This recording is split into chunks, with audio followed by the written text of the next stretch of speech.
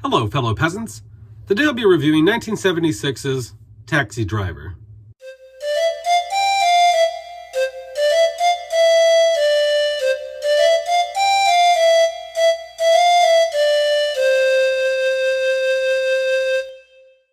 Okay, guys, so I watched Taxi Driver for the first time, and this is one that people have said over and over, you gotta watch this, you gotta watch this. This is some people's favorite film.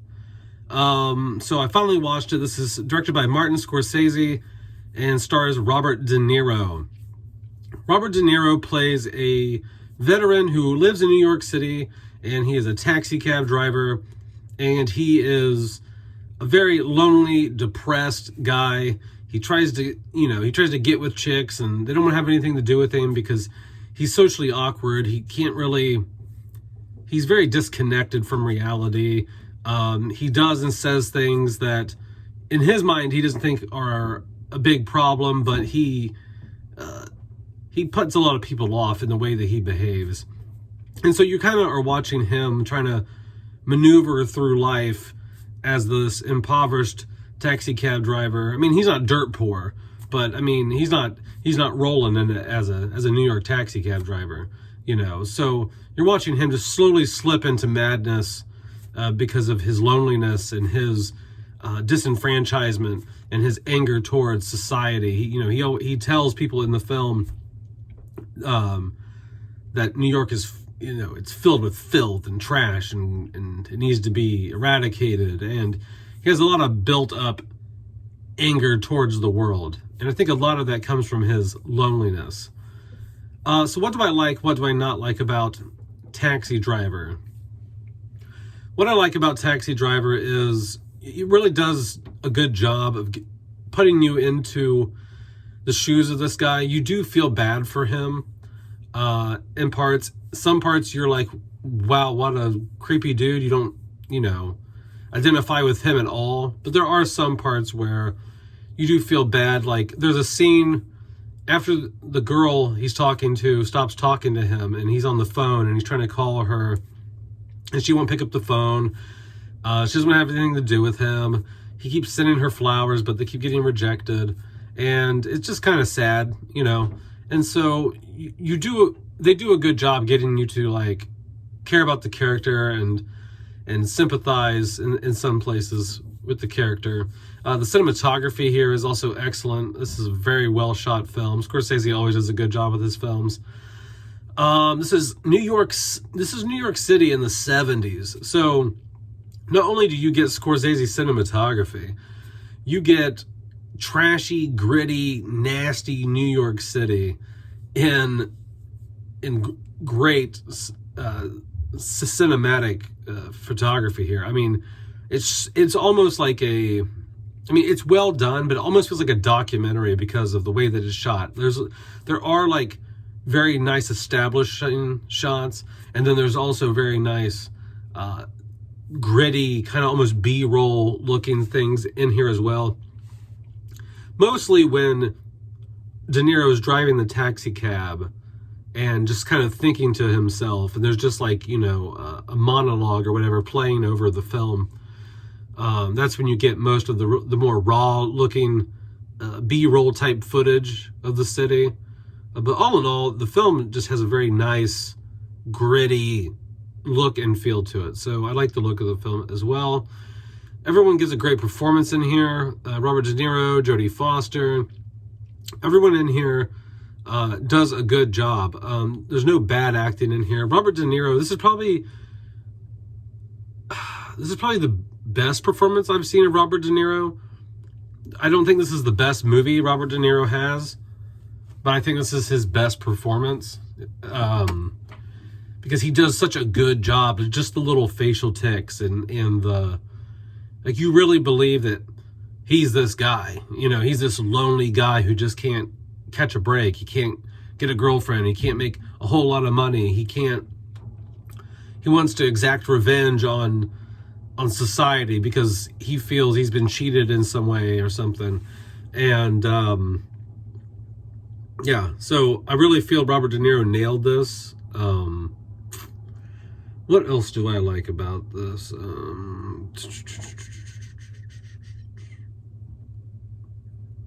I don't know. I think that's about it. I think that's most of what I really liked. What I don't like is, well, I'll take it back. One more positive. I do like the pacing and everything going on for about the first hour and a half. It had me fully, I was on board, you know. I was like, okay, this is good. This is good. This is good. This is holding my attention. Everything's going good. And then it kind of just goes off. It veers off for me. And so let's get into the negatives here. And that veering off is when it starts making the Jodie Foster situation a major plot point, which I didn't care for. I was hoping they would stick more with just like the girl he was dating and the politician and all that. But after he makes an attempt on the politician's life, he just kind of like, and that's a failed attempt. He just kind of goes, he's like, oh, you know what? I'll go shoot those pimps that are whoring Jodie Foster out. And so, you know, so he goes and like gets back at the scumbag pimps and, you know, he cleans their clocks and he gets shot and all that. And I just remember thinking like, oh, this is going to be a major thing in this film. I don't know. It's the main negative for me is just like, I just don't care. You know what I mean? Like, I guess it's just like, I was hoping there would be more of the story would be fleshed out between maybe the girl that he was with, the politician, or maybe he would just go on I thought this film was going to be where he just snaps and he just goes on a killing spree and shoots like random people in New York City. You know what I mean? I didn't think he was going to be like, well, let me go get revenge on these pimps or something. I was just like, okay, it's not horrible, but it's just not what I thought, you know? And then, like, the last negative would be the ending. So we already have, like, he goes to the whorehouse. He shoots all the pimps. He gets shot. He's bleeding to death when the cops come in. And then you're like, oh, he's going to die. But then he doesn't die. It ends up being some sort of, like, happy ending where the girl who dumped him is in the backseat of his taxi cab, and she's like talking to him like nothing ever happened really, and the city loves him because he shot the pimps.